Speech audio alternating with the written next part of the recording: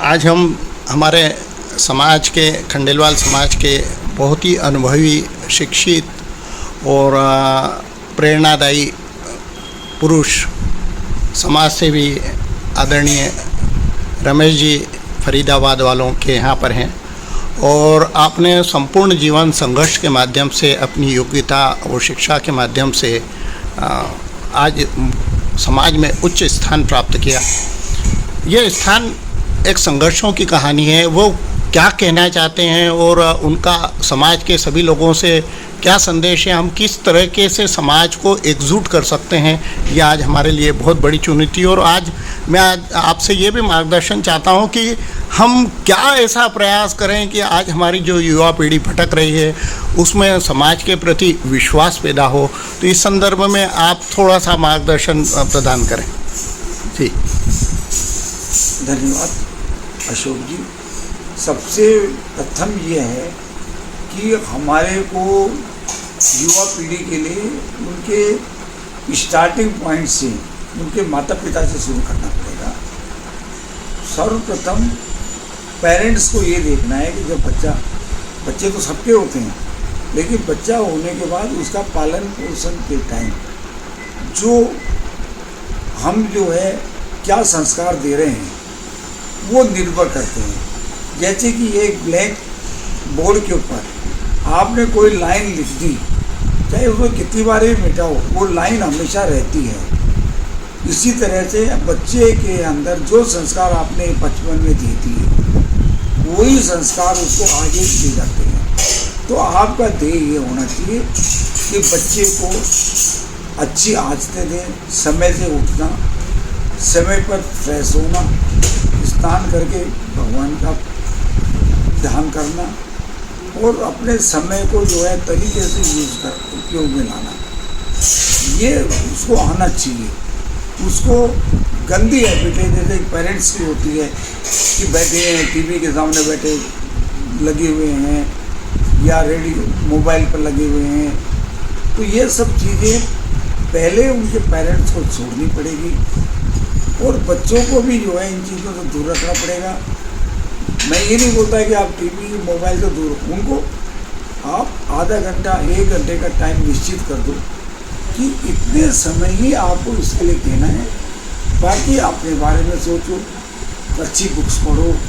हमारे जितने महानुभाव हैं जिनको हम कैलेंडर पर फोटो टांग करके देखते हैं, जितने देवता हुए उनको देखते हैं, वो कैसे पूजनीय बने, उनको उनके बारे में पढ़ो, समझो कि वो इतने आदर सत्कार और के लायक बने हैं।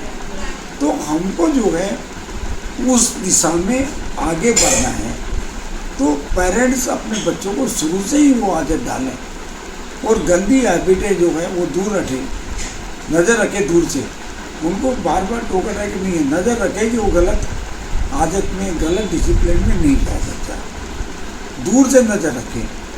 क्योंकि आज का समय ऐसा आ गया, बच्चों को डांटना, धमकाना से कोई फर्क नहीं। तो बच्चा उल्टा ये हो जाएगा और बिगड़ जाएगा, अरे वो तो ये सोचेगा कि ये तो डांटते ही रहते हैं। तो उनको डांटने से ज़्यादा समझाना ज़रूरी है कि उनके दिमाग में फिट बैठाना है कि आपको आपका भविष्य खुद को बनाना है। तो कैसे बनाना है इसके बारे में तुम सोचो और आगे चलो। जब तक अगर आप एक उद्देश्य लेके चल रहे हैं, खुद का भी बच्चों के बारे में नहीं, तो आपकी उन्नति को कोई नहीं हो सकता। और इसी के साथ साथ जो है समाज में हमने जन्म लिया है, तो हमारा जन्म तो सब ले रहे, जानवर भी ले रहे, पक्षी भी ले रहे। एक मनुष्य जोनी ऐसी है जिसमें आप सब कुछ कर सकते हो, दूसरों की सहायता।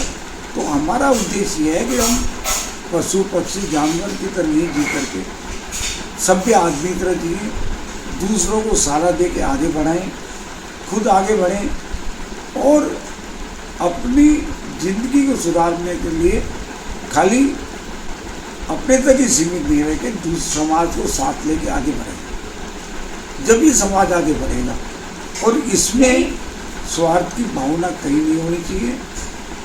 स्वार्थ को दूर हटा करके और समाज के लिए जो है हमको आगे बढ़ाने के लिए हर जगह प्रेरणादायक विचार देने चाहिए। मेरा मानना ये, आप 10 जगह विचार दोगे तो कम से कम 2-4 लोग तो कम से कम कुछ समझ में आएगी, बैठेगी। 100% कभी नहीं हो सकता कि आपने बोला अनसुना कर दिया, अनसुना करने वाले होंगे, लेकिन कुछ लोग तो सुधरेंगे। और अगर आपने कुछ लोगों को भी सुधार दिया तो वो और कुछ लोगों को सुधारेंगे। तो इस तरह से समाज में जो है आगे बढ़ने की भावना आएगी और समाज आगे बढ़ेगा। तो हमको इस बारे में जो है शुरू से ही लोगों को साथ लेके चलना है, सबको अच्छे विचार देना है और उनको ही बोलना है कि भाई आप भी आगे इसको बढ़ाओ, जिससे कि समाज में एकजुटता है और समाज आगे